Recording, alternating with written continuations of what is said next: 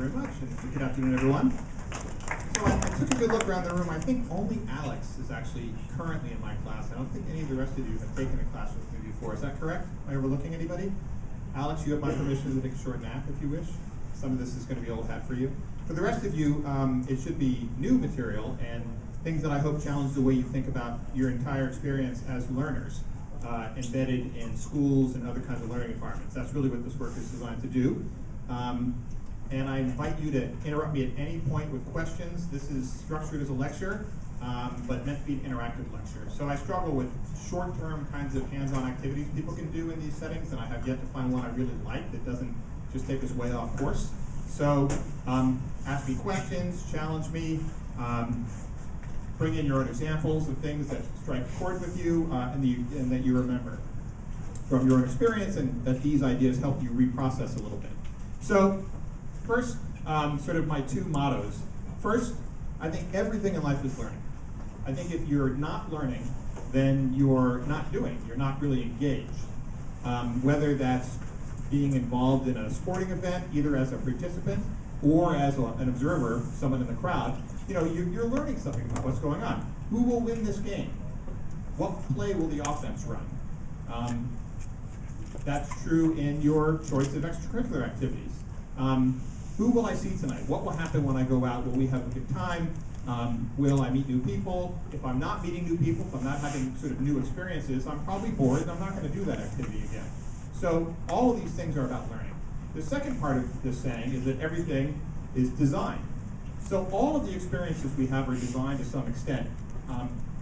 In school, learning is particularly carefully designed. Actually, I think poorly designed. We'll talk about that a little bit. Classrooms like this, serious thought, believe it or not, goes into how these risers should be and how the desks are arranged and what that's meant to facilitate. I mean, the messages I take out of a space like this are that they want people to work together in small groups. That's the sort of dinner theater kind of arrangement. But they still mean for someone like me to stand down here in front and orate to you, more often than not, probably.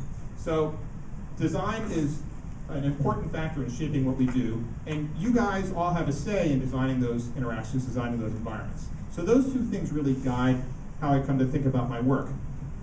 Now, in formal learning, the question that we should be asking ourselves over and over again is, what are we trying to teach, right? What are the goals? So what I want to show you here, I see my slides a little cut off on the left, that's okay. There are three different, this is actually a one-table summary of 21st century skills. So there's a lot of different people talking about what are we trying to teach these days, what's worth learning, how should we reorganize schooling. They often come back to these ideas of 21st century skills. And they're in three columns. There are cognitive outcomes, sort of things that you know, intrapersonal outcomes, things about yourself, and intrapersonal outcomes, so things that are about your interaction with the world around you. This is what we basically do in school right now. Most of what we focus on are learning how to think, knowing stuff, knowing how to think critically, and knowing how to use information. That's basically what we're good at in school to a varying degrees. That's what most of university coursework is designed around. All the rest of this stuff we don't really deal with. It happens in the spaces in between classes. We hope it happens in classes, but we don't formally design it to happen very well. So part of what my work is focused on is trying to think about spaces that might help us actually get to this point. Because as the old saying goes, if we don't change the direction we're going, we'll end up where we're headed.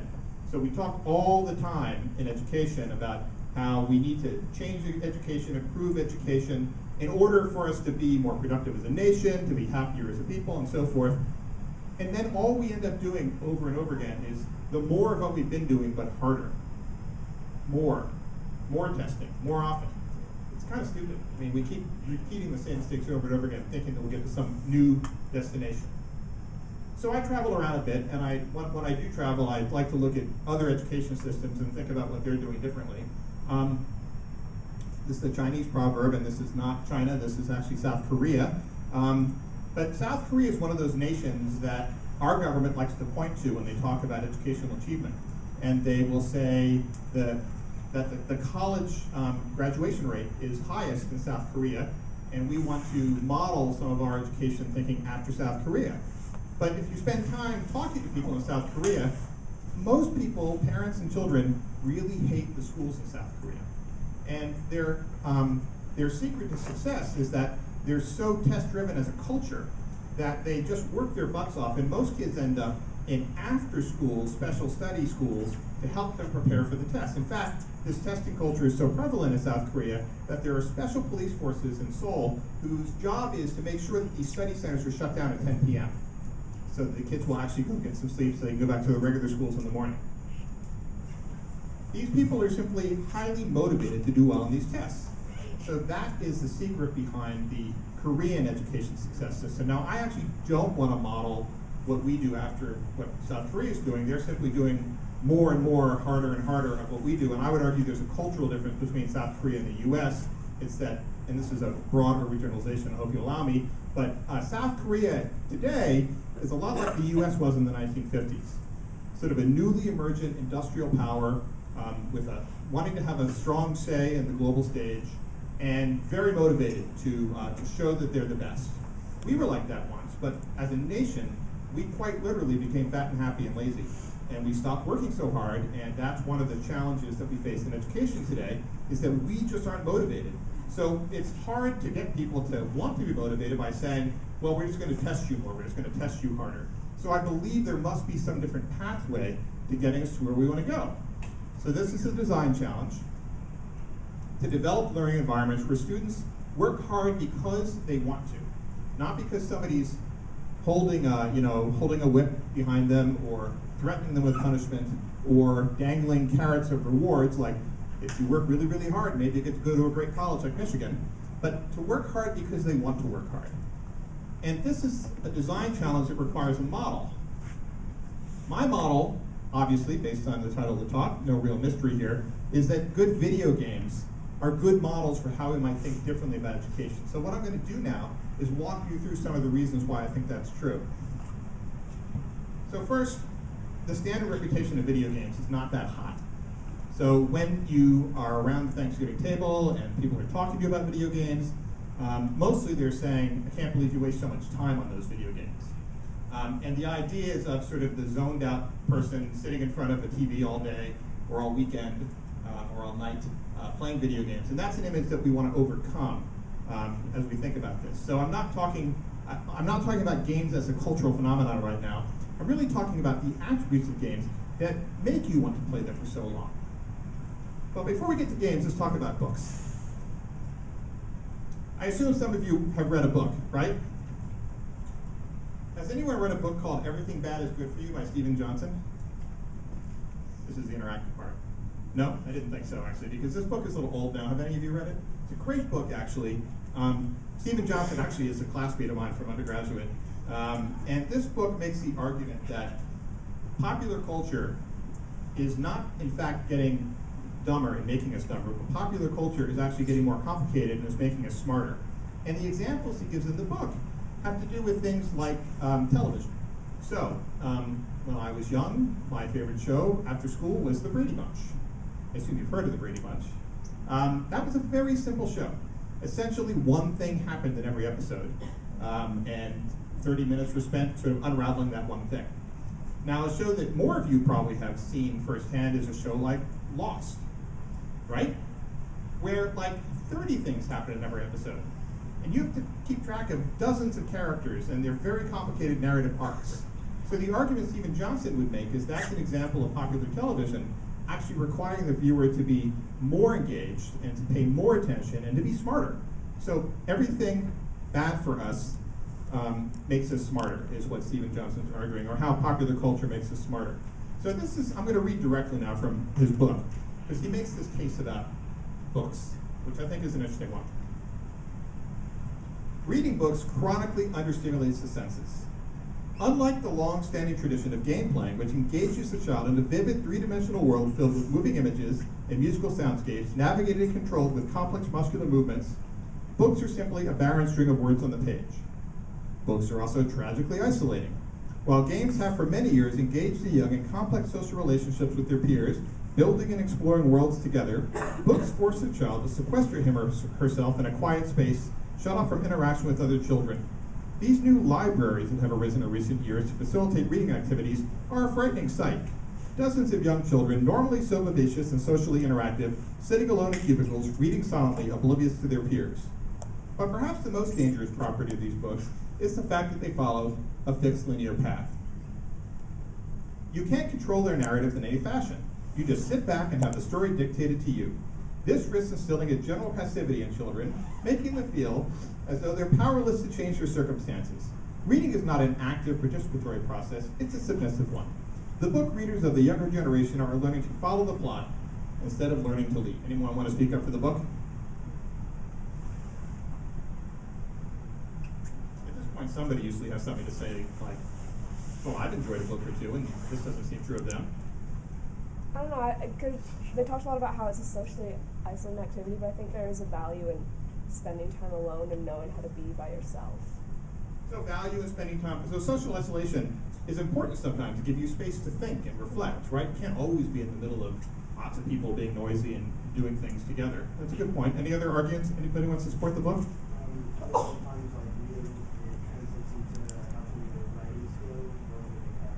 No, so it's not just reading, it's you're actually expanding other things about what you're learning. Anybody else? Mm-hmm.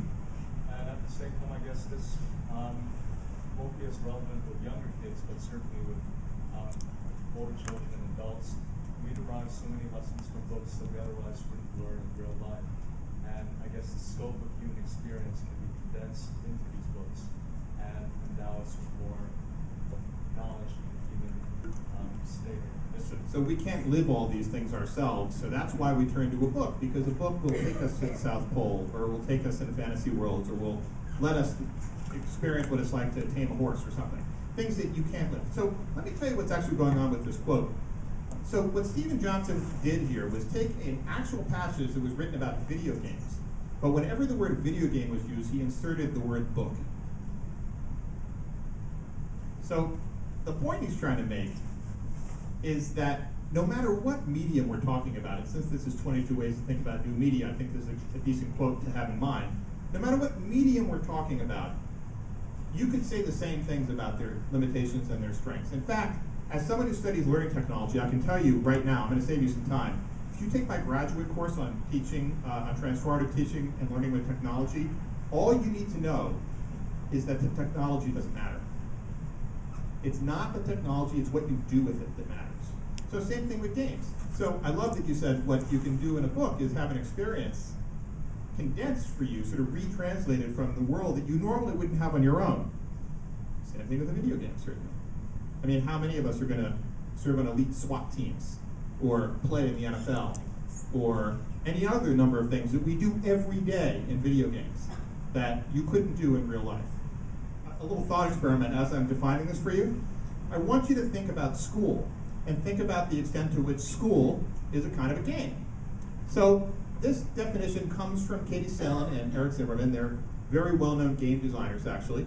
And Katie has actually also of late been engaged in designing a school based around game principles, which I'm not going to talk about today, but if you want to know more about it, I can share links with you. So let's step through each of these parts of the definition. So first, system. An interconnection of objects, attributes, relationships, and an environment. Well, that certainly describes lots of places, right? School, work, lots of things. So we've got a system here. In fact, we have a very carefully orchestrated system.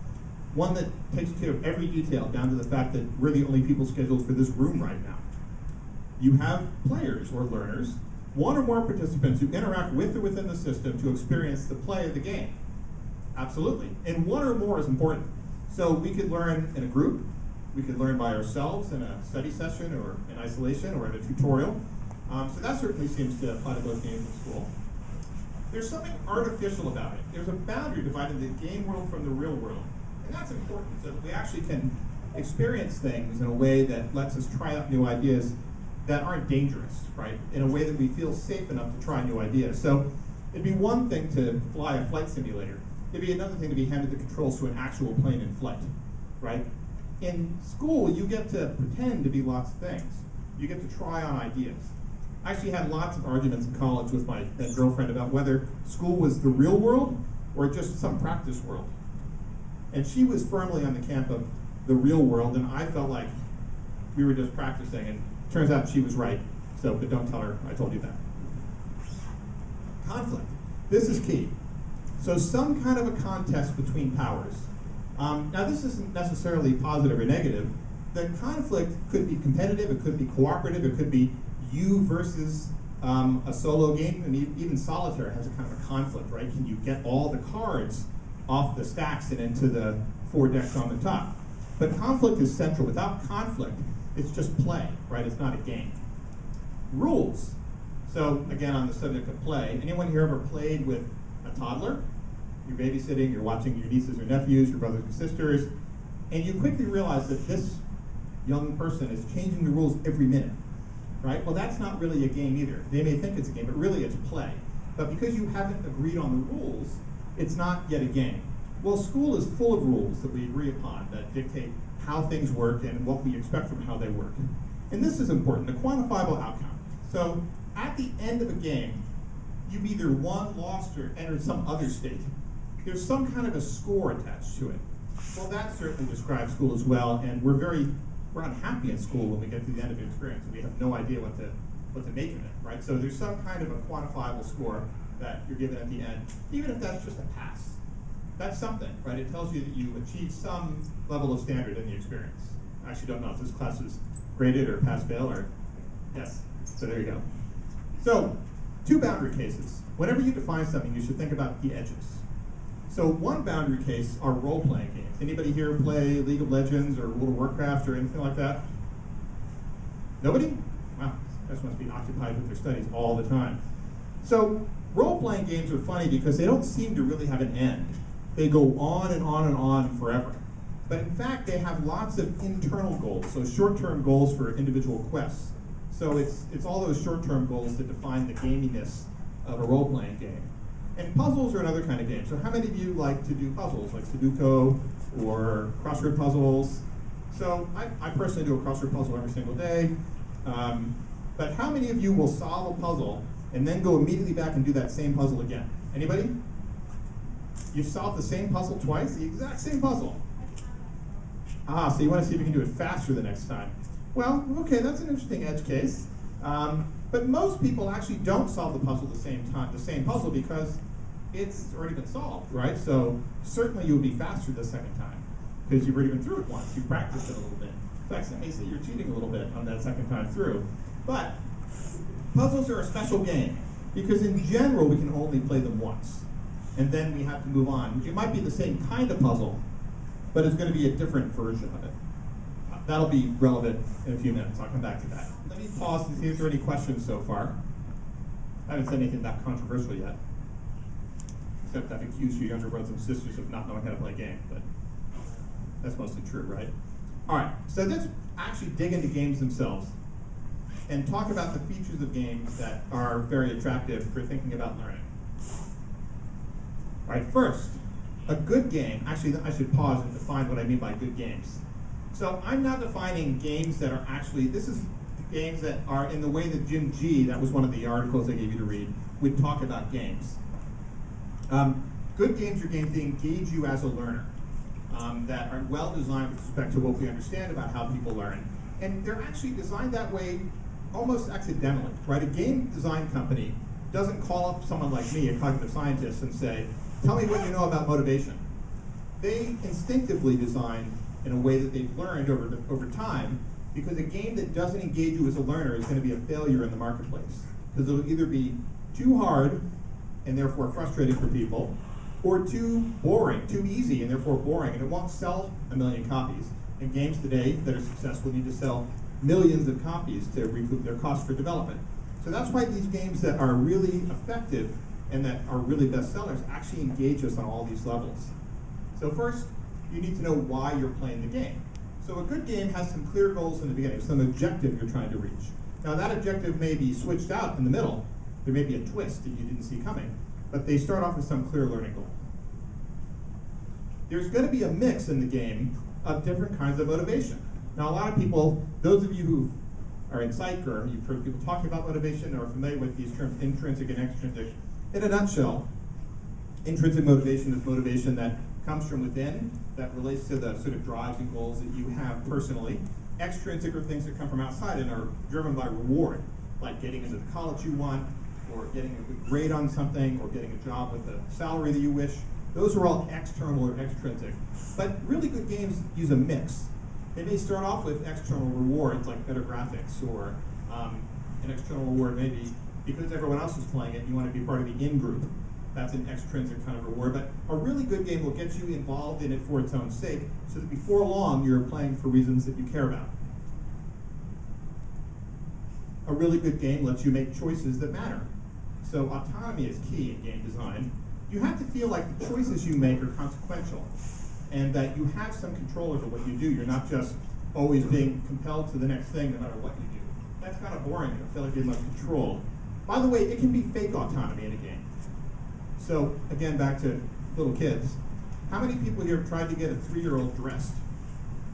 If you say, what do you want to wear for, let's say a 4 or 5-year-old school age, if you say, what do you want to wear for school today, that is an unmitigated disaster, right? You've been there. If you say, do you want to wear this outfit or this outfit, the kid gets to make a choice. You've pre-selected those outfits. Everybody wins. So that's fake autonomy. Schools design like that a lot too, where we give you some choice, and the choice matters to you, but we've constrained the choice usefully. So support for autonomy is a feature of good games and good learning design. You have to feel like you're part of something. So nobody wants to be all by themselves in the world. Maybe it's a multiplayer game, a multiplayer class, a multi-learner class, or maybe it's at least an experience that if you're doing it on your own, you share it with lots of people. So you have something to go talk to people about afterwards. So around the water cooler or on Facebook or whatever, you have a sense of belonging. You're part of something bigger than yourself. A really good game makes you feel competent. At no point do you feel like an idiot who can't possibly play this game. So we've all experienced games where the first level is like a breeze, right? I mean, you just kind of walk through it. It's more like showing you around, showing you how to use controls. The game is designed to let you have an early win so that you can get through that first level and get onto some other stuff. And then really well-designed games, and if you get stuck, they may offer you hints. There are places to go to look outside the game, walkthroughs, cheat codes sometimes, and games can even adjust their level of difficulty so that you don't feel totally frustrated. So a really well-designed game will let you keep making some kind of progress forward, show you some path to be successful, and that's support for competence. Well, a really good education experience should do exactly the same thing. At no point when you're learning should you feel like, I'm an idiot. You should always feel like maybe you need help, maybe you need more practice, but there's a pathway towards feeling supported and feeling competent. That's good education design. All right, this is one of my favorites. So lowered risk of failure and productive failure. If you visit Facebook's headquarters, you'll see signs up all over the place that say, fail harder. Because one of their mottos is, if you're not messing up, you're not trying hard enough. And that's true in the game world also. It's also true in the learning world. In fact, failure-driven learning is a key principle of a lot of artificial intelligence research and development work, with the idea being that if everything's going well, then the stakes are not high enough, right? You haven't gone out to the edge where you're going to start to face difficulty. Now, this is actually particularly challenging in today's education environment, where I would wager that most of you are extremely successful people in the school sense. That one way you get to a place like Michigan is by never really screwing up too badly. You do well on your classes, you get into AP classes or higher upper level classes, you do well on standardized tests, you excel at some sport or other activity, but in one way or another, you find a way to succeed your way into a place like Michigan. Now again, I'm overgeneralizing here, but this creates a culture where people are actually disincentivized from trying something really risky. And that creates a pretty bland environment. So what we actually want to do is create a space where you can fail safely. High school is not a place where kids feel very safe taking a risk. I know a lot of people who will choose to take an easier course to keep their GPA up. That's true in college too, if you're thinking about med school or other kinds of grad school.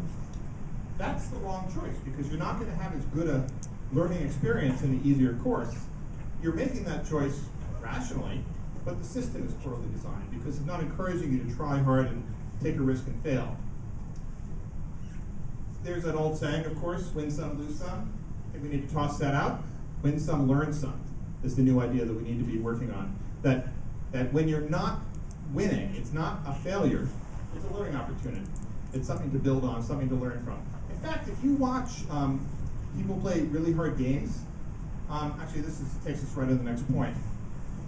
If you watch a serious gamer, when they get to the end of a level, they often don't just go right ahead to the next level. They go back and they start messing around in the level they just finished. They're sort of poking around, they're exploring the system. They're actually trying to die or get killed in as many ways as possible. Because what happens when they're doing that is they're learning what the system of the game is, right? How the environment is designed. There's a famous professor of mathematician at Berkeley who does something very similar. He spends a lot of time with his class sort of modeling how to solve problems at the board. But when a solution is found to a problem, in many math classes you go on to the next problem. He doesn't. He erases the board and says, okay, how else are we going to solve this problem? Give me another solution.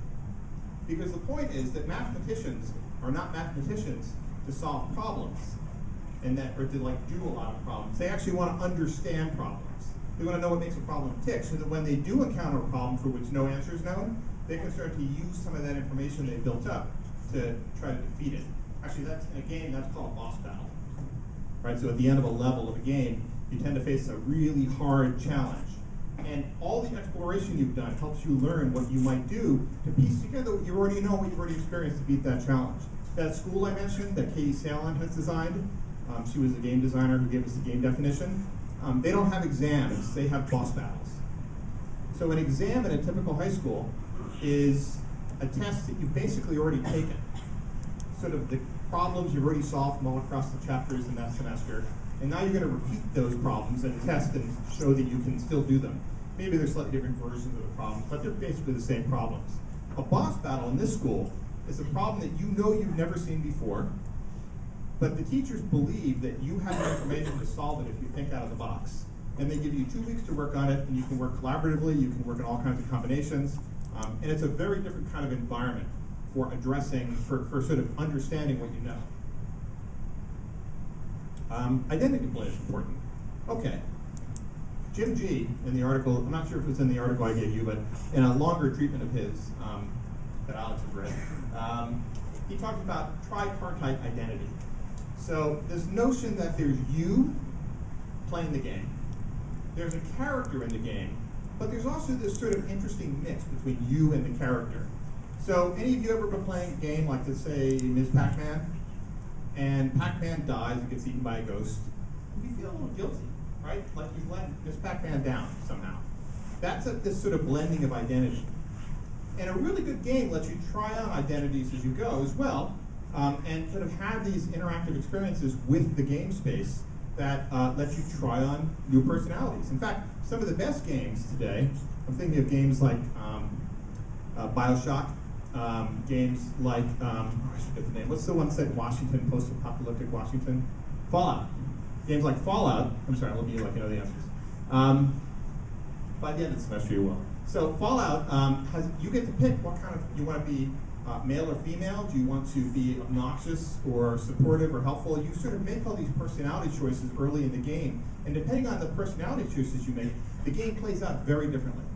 So you get to actually, when you finish playing Fallout, you go back and play it again in a different way to see how the game reacts to you differently the next time around. A really good thing about video games is they don't get bored of you. You might get bored of them if they're not well designed, but they don't get bored of you. And one of the most durable things we find in cognitive science is that practice is important. That the more you can practice a set of skills, the better you'll get at them. That's a very durable finding, the practice effect. And games are designed in a way that don't get bored of you. I guarantee your teachers get bored of you. Again with this problem? I mean, Naomi, we know, right? Never happened. But we need to think about a design that makes every problem fresh for all of us, right? That we can keep working on problems, but sort of persist in a way that lets you practice them as much as you want. And finally, embedded assessment. So this is, again, a throwback to way before you were born, but it used to be that when I was your age, sometimes I'd go to the supermarket, say, or hardware store, and there'd be a sign up on the door that said closed for inventory. You don't really see these signs anymore. The reason stores used to close for inventory is because in order to know what to order for the next month, or 6 months, or however long, the store had to count what was on the shelves and in the stockroom. And if they didn't have an accurate count, they might end up ordering too much of a product that nobody's really buying, and that's a waste of the store's money. Today, we don't see those signs anymore. I assume you don't see these signs anymore, because everything is RFID tagged and barcoded, so the supermarket actually knows what it sold this morning and is already placing orders for what it wants to sell tomorrow morning, and can even move stuff around on the shelves. So something's not selling very well, they can put up an eye level so that you're more likely to see it. I mean, there's very sophisticated inventory control management. School, not so much. So what happens in schools? We have all these tests.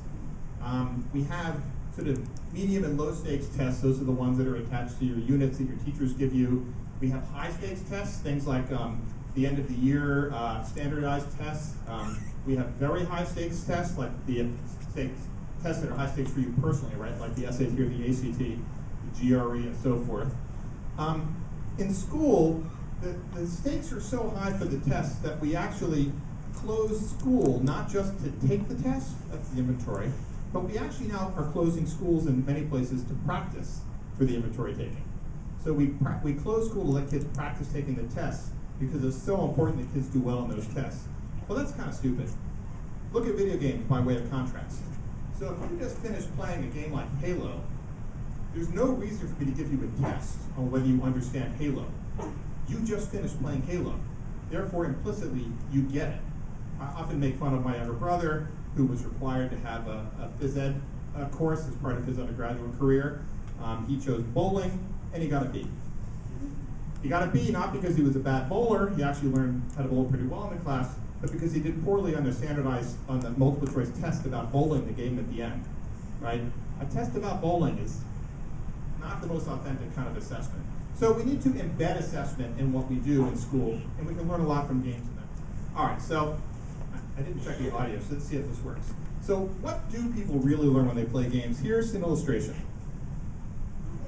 Many of today's most popular video games take place in dangerous post-apocalyptic landscapes. But are these games really enough to prepare our kids for the actual post-apocalyptic future we will all soon face? Well, I think they are. Studies have shown that these games are quite effective at teaching our kids skills that they'll need after the apocalypse, like finding shotgun ammo and leading elite squads of super soldiers. But these aren't the advanced skills that they're going to need. They're going to need the more practical skills, like how to build a shelter from abandoned cars, or how to find drinking water by collecting the morning dew in human skulls. Or how to deal with depression when the sun is blocked out for 500 years by a cloud of radioactive dust. Absolutely. Now that's the type of knowledge these kids are going to need when their world has been turned into a brutal hellscape. But these games don't have to be an accurate depiction of a post-apocalyptic world. They just need to teach the basic concepts, which they do. 72% of kids said that they know how to find items to barter at weapon shops, and how to use medicine packs to heal zombie bites with these video games. That's excellent. Now, the game Fallout 3 has taught my son Charlie that it's easier to kill cyborgs with a grenade than a machine gun. The games make it all seem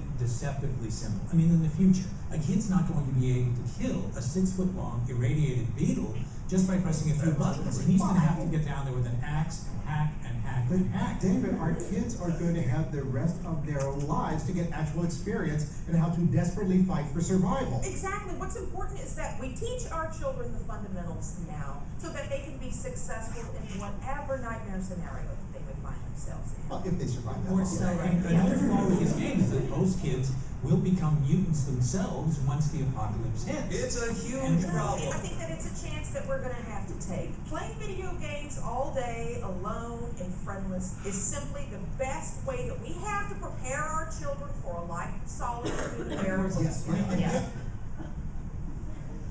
That's actually, if you were listening to the last 10 minutes of what I was telling you, that's pretty accurate, right? They do a good job of explaining. The issue is, though, that of course when you play Fallout 3, you're not learning things we're trying to teach you here in class, mostly. But I like this depiction. Now let me show you a different depiction, this one a little less animated. So John Seeley Brown, Doug Thomas. So JSB, as we call him, actually is an alumnus of the University of Michigan. He also for many years ran a place called Xerox PARC, where they literally invented most of what we consider modern computing. They invented things like Ethernet and laser printing and a little thing called Windows and mice and icons that became the Macintosh and later Windows. And the other thing John Seeley Brown is well known for is he invented spell check. so you could thank him for that. But his attention recently has turned to studying World of Warcraft, because he and his colleagues have realized that if you are a really good World of Warcraft guild leader, so in this game you are a guild leader often, or you're part of guilds, but the guild leader has to assemble teams with diverse skills. You need people who are good at fighting, you need people that are good at healing, you need people that are good at spell casting, all the usual stuff you need in a management team. And he has discovered, though, that people that are really good guild leaders in World of Warcraft are actually really good middle management material. They've got like a head start in what it takes to run a small organization. And so they're trying to build on this and try to understand ways that some of the things that we learn in school, or things that we learn from games, are actually more effectively taught than the way we try to teach things in schools. But before we get too crazy about this, let me just draw your attention to 3 different ideas that are going on here. So one is what I've just laid out for you, is that good games leverage great learning theory. So we can learn a lot from playing games in general, but maybe not the things that we're trying to teach in school. Playing games in school, we're going to just sort of skip over this for today. If you take my class, Education 222, Video Games and Learning, we spend a lot more time looking at these kinds of games. But that's what a lot of people think this is about, is it's play games in school. But that's actually not what I'm mostly interested in. I think that's nice, and actually I'm running a big research study funded by Gates, looking at how people use games in school to do all kinds of advanced teaching. But what I'm mostly interested in is trying to make school a better game. Because I think if you go back to my definition of the game of games, and we talked about school, we can all agree that actually school is a game. It's just a terrible game, right? A really badly designed game. So let's dig into that. What kind of game is it? How bad is it? So I'm going to read you now, I'm going to sort of share with you a metaphor developed actually by some of my former doctoral students who are now teaching in education at U of M Flint. But you'll see where this is going quickly enough. So a voluntary attempt to overcome unnecessary obstacles in which the outcome is uncertain is a game, right? Think back to that definition. That definition very well. A voluntary attempt to overcome unnecessary obstacles for which there's a solution, or a best solution, is a puzzle, right? That was that edge case. Games usually have high replay value, but puzzles, in general, don't have high replay value, in part because you don't know the end. A voluntary attempt to overcome necessary obstacles is either activism or entrepreneurship, right? You're sort of stepping forward to say, I want to do that. If it's involuntary and the obstacles are unnecessary, that is usually either a form of punishment or abuse. See where this is headed, right? For most students, school appears to be a punishment. In fact, there was an interesting piece in Slate.com a little while ago arguing that American schools, and actually Western schools in general, are a lot like prisons, as opposed to being sort of free learning environments. For some students, school is either a form of obligation or duty. Sometimes the duty is to your family. This might be the case in the South Korean example that I opened up with, talking about how people work very hard to do well in the test, but often it's because of obligation to other people, right? Obligation either to get where you want to go or to get where your parents want you to go. Hoops that have to be jumped through to achieve other goals, which is textbook extrinsic motivation. When traditional classroom education more or less works, then school is sort of like a puzzle. The puzzle may consist of guessing what the teacher knows, because we all know the teacher already knows the answers in math class, right? We're just trying to, why don't they just tell us what the answers are sometimes? Or analyzing the rules of the institution, or figuring out what it means to play the role of student. So this is why, and this is what this next point is, this is why really young kids love going to school at first, right? So kindergarten, first grade, people are jazzed to try on the identity of schoolgoer. You get a backpack, you get a lunch bag, you get to ride the yellow bus, you get to sort of play school, and that game is fun for a little while, but the more you go, because it's a puzzle, it lacks replay value and it starts to get old. So there's a theory about times when people start to drop out of education. Fourth grade is one of those high-risk times. We talk about the fourth grade slump, when reading achievement starts to drop off for some kids, math achievement starts to drop off. We talk about kids starting to drop out again in middle school. They start to lose interest in math and science, girls especially. And then we also talk about what happens in high school, where of course people, because they're legally allowed to, actually start to drop out of school. I would argue that one reason for this is that the game is poorly designed. right? They're dropping out because they've seen it, they've done it. It wasn't fun yesterday, it won't be fun tomorrow. So redesigning that may actually have a lot of leverage for helping us keep kids engaged in school, because when they don't want to play along, then learning starts to feel like a punishment, something to get through in order to enjoy whatever small parts of it you can, like your social arrangements with your friends. So that's a little bit grim. So let's think about ways to get out of this. And by the way, a lot of what I'm going to talk about today is not necessarily new, but I love this quote from Euclid, who was a very contemporary fellow. That not all the ideas about teaching are new, but not everyone knows the old ones. So now we're talking about some really old ideas, right? And I'm always careful to say that, especially when I talk to my colleagues, because I don't want to seem like I'm inventing a new kind of education. None of this is really all that new. We just need to keep forgetting some of the best things we understand about how to engage people and how to keep them learning. So here's what you would do, and spoiler alert, most of my argument revolves around assessment. So if you want to actually redesign education to be more gameful, you want to think about assessment first. So here's a comparison. The usual involves a lack of control. In a gameful design, you give students a lot of ability to make their own determinations of the direction they want to go. Traditionally, the educational outcomes can be vague. How many of you have gone into a final exam with frankly no idea what your final grade is going to be in that class? You know, if you get an A, it'll be one thing, a B another, a C another, but you don't know what grade you get in the exam, because who the heck knows some days, right? You studied your hearts out, but maybe the questions on the exam will be things you didn't quite study or that you don't quite understand. That's a kind of a demotivating situation. Radical transparency in gameful design. At every moment, you should know what your final grade is going to be, because you're in control of what it's going to be. You may have to work harder to get the grade you want, but at least you know if you work harder, you will get that grade. You will be able to eventually reach that level of achievement, which is a matter of students choosing focus versus instructor choosing focus.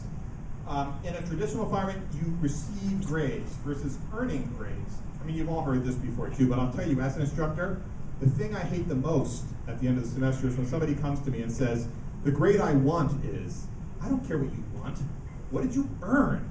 And that may seem tired and old, but that's an artifact of our system, right? So what I really want is to give you the control to say, well, this is what I want. I don't have to even tell that to the professor. They'll just know, because of the choices I'm making, what grade I want to get here. We want to encourage people to take risks. We do that by lowering the cost of failure. In my classes, I hope everybody tries one project that they kind of don't do well on, because it was a reach, because they were trying new things. The system is designed so that you can recover from that and still get the grade you want. If you find that you're terrible at doing sort of presentational kind of projects, well, we can downplay that and you can play up analytical kinds of projects. Or if, heaven forbid, you're very sort of a fearful writer, we know places you can go to get help with that, by the way. Well, we can design a pathway through the course for you that de-emphasizes writing to emphasize things you do feel like you're strong in. Again, because my goals include things like writing a presentation, but really I'm trying to help you understand this underlying content, and the others are skills and disciplines that help you pick up as you go. So multiple pathways that allow you to build on your own strengths as a learner. So let's see how that might look. So this is one of my courses. This is the undergraduate course on video games and learning, Education 222. There are two, in most classes, there are two major assignments, or an assignment and a final exam, or two exams. Usually the exams total 100%, and each of them are high stakes. So anyone here an engineer, or have other class, some of the science classes are designed this way, where the exams are worth an awful lot, so you better do well on them. My class, it's more game-like. You can do as many assignments as you want. Each assignment is worth certain kinds of points, and actually the points build up, so this is another thing. Many times you enter a class, and I'm sure you've had this experience, raise your hand if you have, the professor will say, congratulations, as of today you all have 100%, but it's yours to lose, right? You've had this experience. That's a very demotivating experience, because you can only lose. In fact, the very first time you get a 95 on something, congratulations, by the way, that's a good grade. You don't have 100% anymore, and you can never actually mathematically get back to 100% with that extra credit. So that's a bad situation.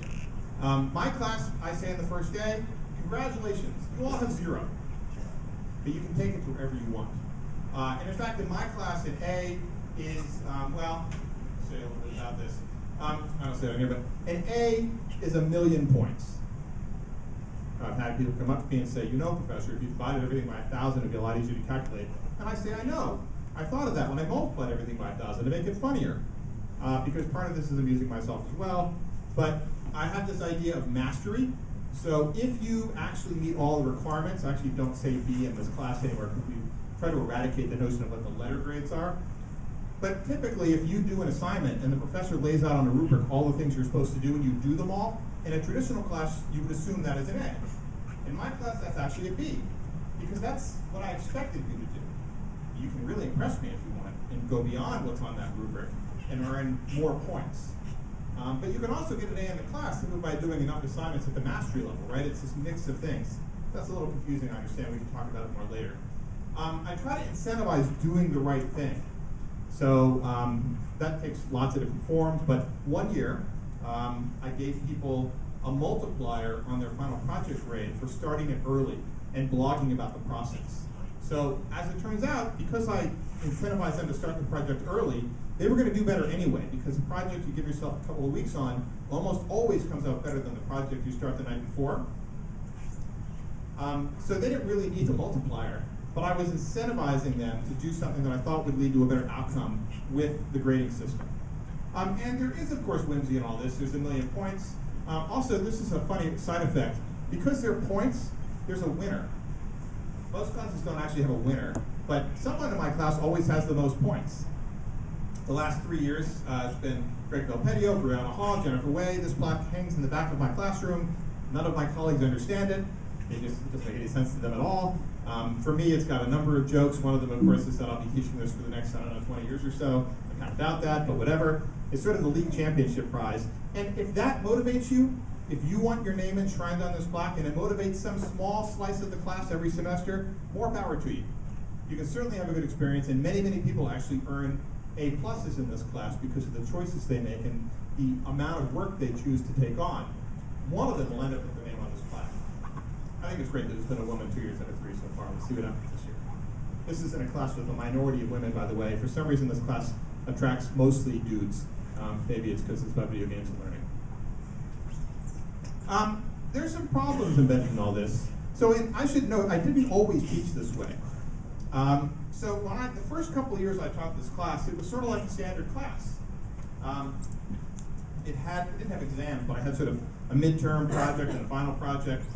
They added up to 100%. I mean, all the things I just told you are bad ideas I had. And one year, I think the second year I taught it, toward the end of the class, a student came up to me and said, you know, Professor, you should try to teach this class like a game.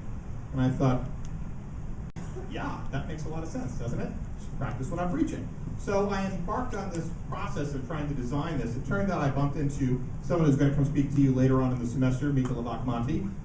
We were on some committee together, and he also was interested in some of these ideas. So we actually sort of put our heads together and collaborated. He teaches a class called Political Science 101. Anybody taken it? So did you take it this year? So you've seen my system. So I'm going to show a video about the system next. But one of the things that Mika and I realized pretty early on was this stuff is really hard to manage.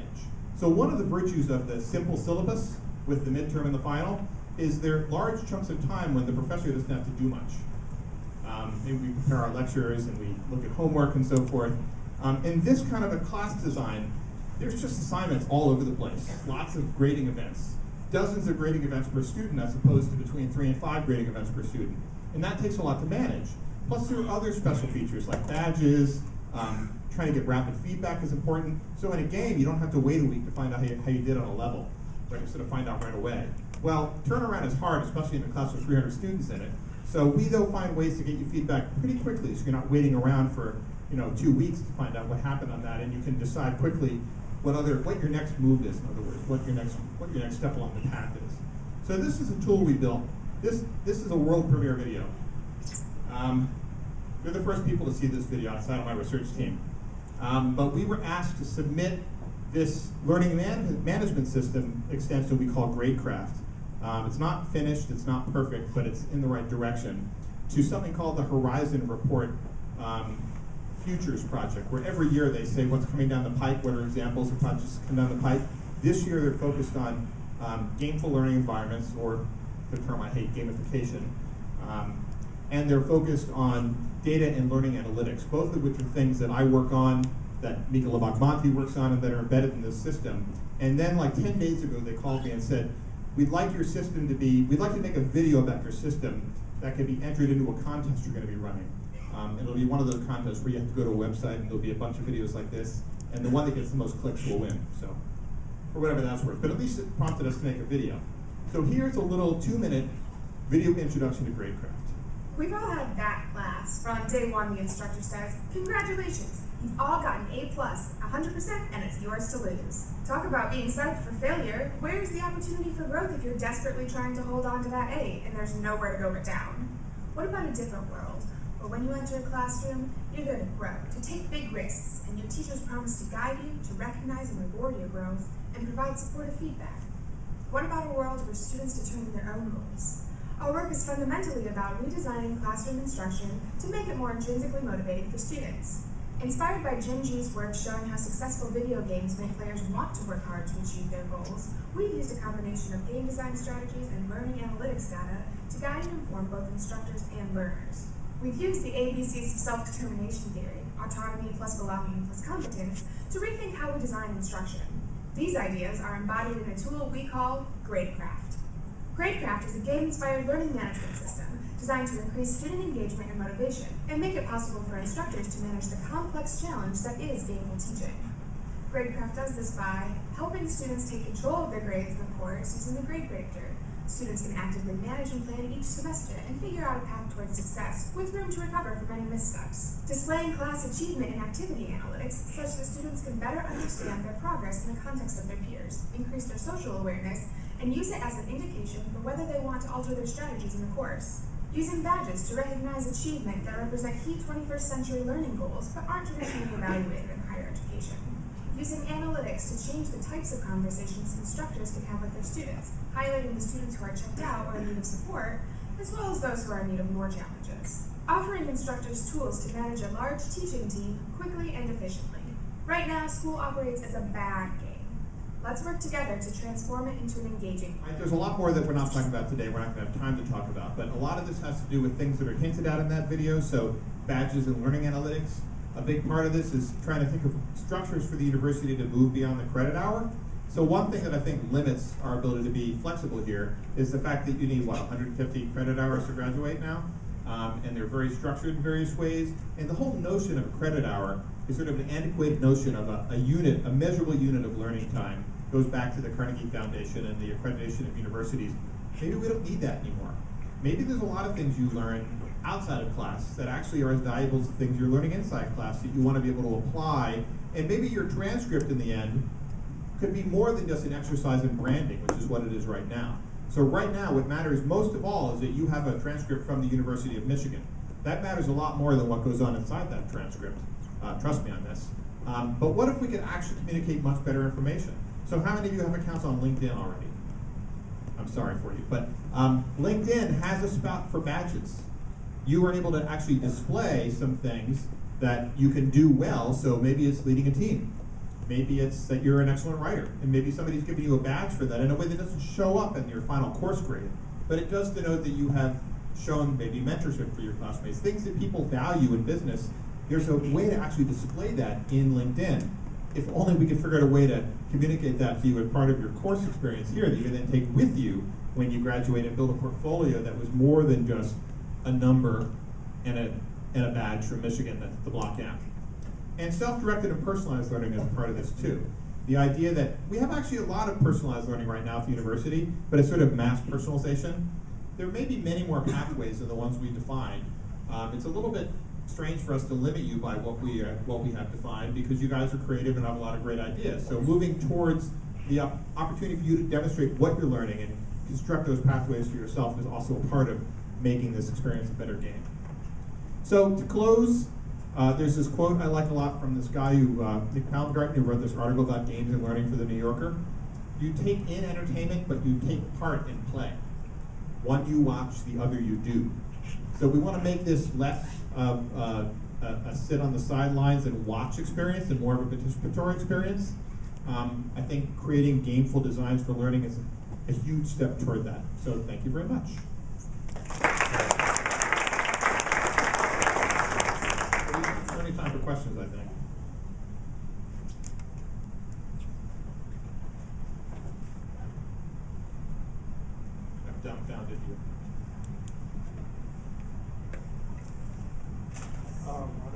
courses at the university that use your, besides for, what was it, poli-sci? So currently, the courses are Poli-Sci 101, Introduction to Political Theory, SI 110, which is Introduction to Information Studies. I think that's, anyone take SI 110? Is that you took both of them last semester? Oh, you're taking it right now. So now it's taught by Jeff Mackey Mason, and he's not using the system. But Cliff Lambie, who teaches the class in the fall, used it. And we're going to be growing it. So one of our challenges is scale.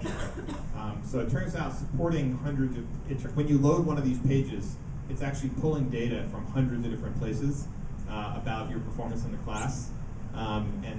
So we've learned a lot about what it means to run a large scale, data-intensive tool. And Information Technology Services will be meeting soon to talk about how they can take this over and actually support it at more scale. But then the second half is teaching people about this way of thinking.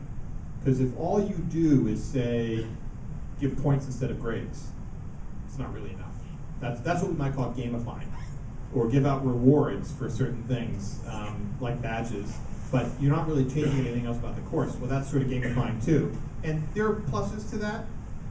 But it's a sort of thin layer of change on top, and Mika and Cliff and I are talking about something much deeper that really sort of reconfigures the way our course is actually structured. So change is slow, especially at the university. Paul Carant, former provost here, used to say, change in a place like this happens 1 and 2 funerals at a time. I like to think we can accelerate that and fewer people die, but we're going to start working at it pretty hard. Another question.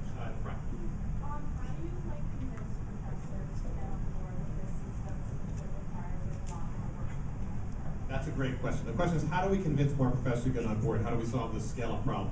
So I actually believe that change is simpler than we make it out to be. There are 2 things, and this is actually based on research I do on change. So I think the most simple formulation is, first I've got to show you that I have something that you value.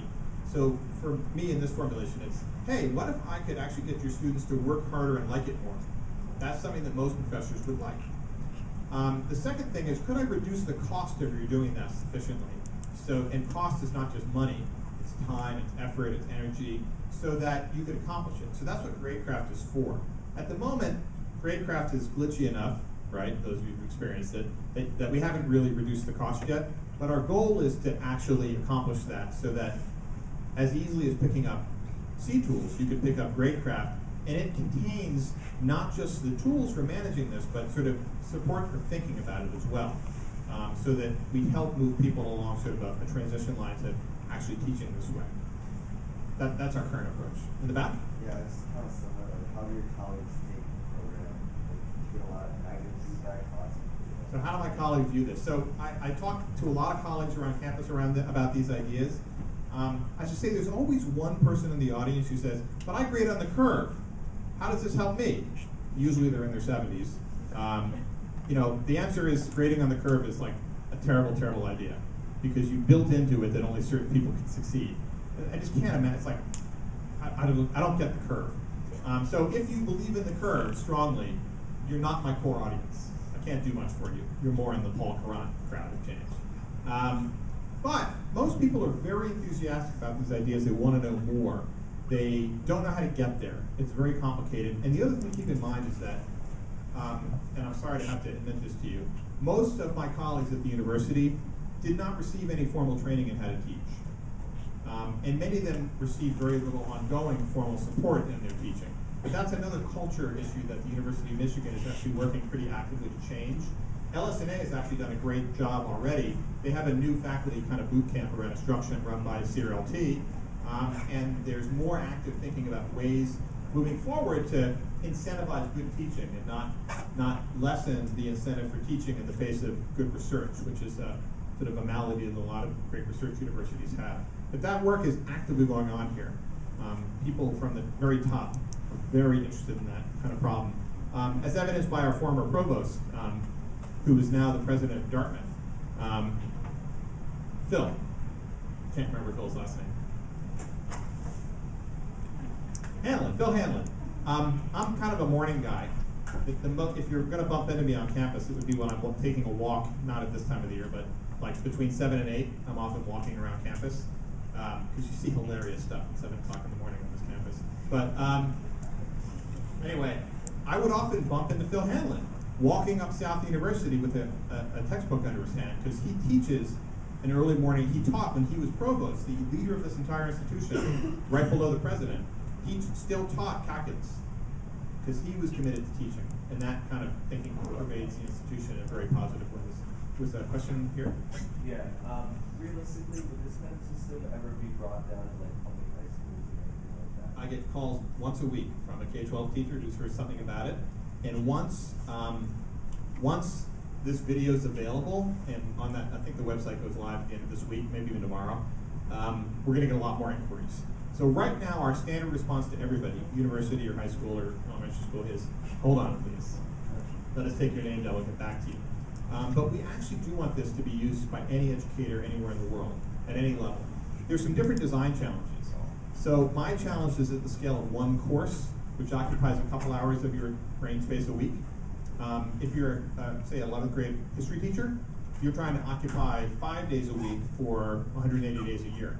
So that's a kind of different scale of design. I've actually got a couple of grad students right now working on figuring out how the system could support that kind of teaching. But we have a whole bunch of motivated teachers who really love these ideas and are like champing at the bit to try this. Other questions up here? Are you aware of, any similar initiatives launched at any universities or any, people wanting to design new systems of education? So what else is going on in the world, basically, in this space? There are actually other instances. Actually, the University of North Dakota has a program, I always forget its name, but it's sort of in this line. It's a little simpler, and they focus less on educational change than we do. There are people at Rensselaer Polytechnic Institute, a program called Just Press Play, which is actually a graduate design program, where the entire program is designed along gameful principles. There are people at University of Miami have built a system they call, for some reason, queso. Not sure why. I know there's cheese, but not sure beyond that. There are various sort of people working on these ideas. Actually, there was one of my other early inspirations was this fellow named Lee Sheldon, who now teaches at RPI. He was teaching in Indiana, who taught a class in the School of Communications about massively multiplayer online game design, but he taught it like a massively multiplayer online game and blogged about the experience. And so I've had Lee and this fellow from Miami and the fellow from North Dakota. I put together panels where we basically try to trade ideas and talk about what's going on. And then there are other things like this school, Quest to Learn, I mentioned, that Katie Salen founded, which is an entire grade 6 through 12 public school in New York designed around these principles. They're not using gradecraft, but they're sort of thinking about what would it mean to really make school more gameful. Thanks. Thanks very much.